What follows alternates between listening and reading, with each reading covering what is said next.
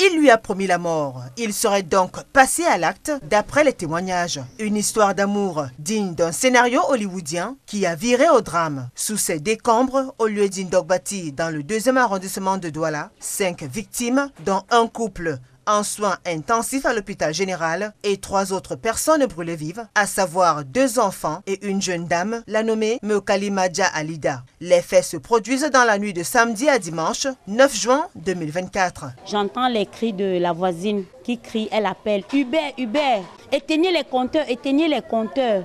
Il y a le feu, il y a le feu. » Quand je sors donc, je regarde, il y a le feu chez mon voisin le plus proche. Quand on essaie de se rapprocher, parce que le feu était vraiment très très fort, quand on essaie de se rapprocher, on se rend compte qu'on a scellé la porte avec les fils barbelés.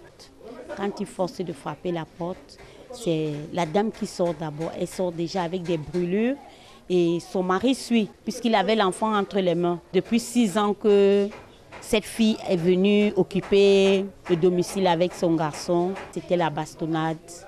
Parfois on enferme, on tabasse, au point où il a juré que même comme cette fille est sortie, il va mettre fin à sa vie. Il y a eu 5 victimes, dont 2 dames et un monsieur et puis 2 enfants. 2 enfants, un de 1 an, 3 mois et l'autre de 3 ans. Alida, âgée de 22 ans, était donc victime de violences conjugales. Orpheline de père et de mère, elle a plusieurs fois essayé d'échapper aux griffes de son partenaire en vain. Lui, il a dit que si je te trouve dans une maison avec quelqu'un, je te tue avec tous ceux qui sont.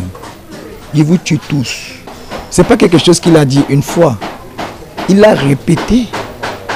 Donc il était en train de suivre cette fille partout où elle allait.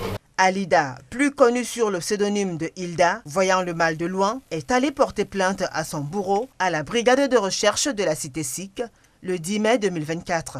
Le commandant, ayant reçu la plainte, a décidé de convoquer le mis en cause, un témoin et la victime Hilda. Convocation restée en suspens car aucun des 3 ne répondra présent. Le dossier ayant été transmis au parquet quelques jours plus tard.